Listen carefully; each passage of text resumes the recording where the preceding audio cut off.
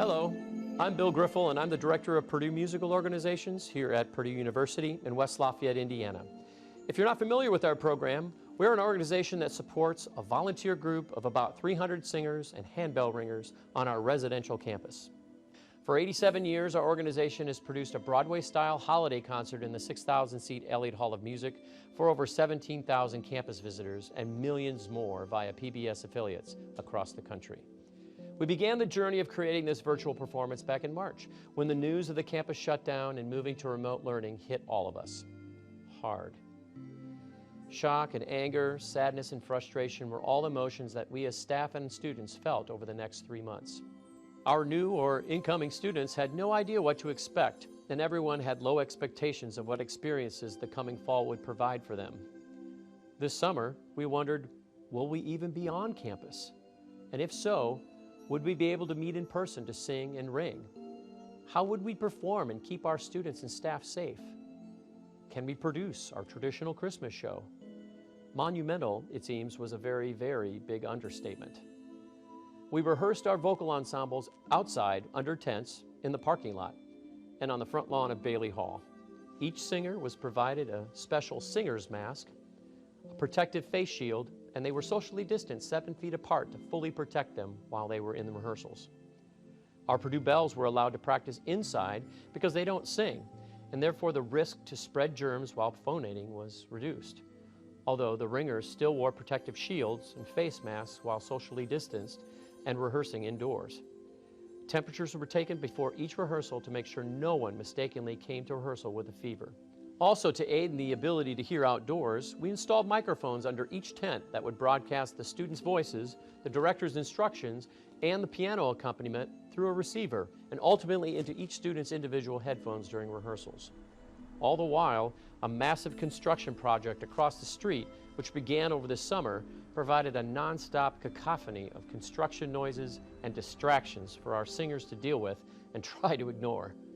We were up against environmental elements that were certainly out of our control, but our students and staff persevered, all the while smiling underneath their face masks, grateful to come together safely and to participate in one of their favorite activities, making music together.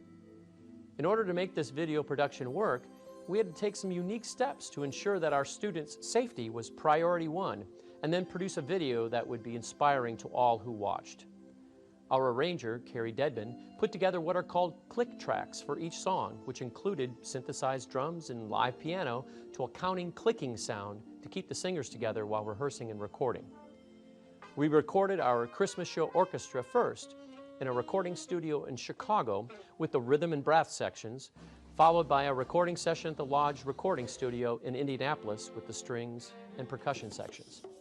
The next step was to record our audio for all of the ensembles at the end of October in Low Playhouse, a 1,000-seat theater on campus.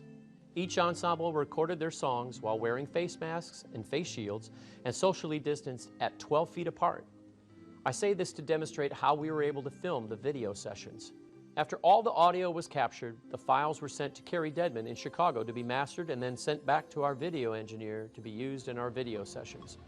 During these sessions, the singers lip-synced to their own pre-recorded voices in order for them to perform without masks.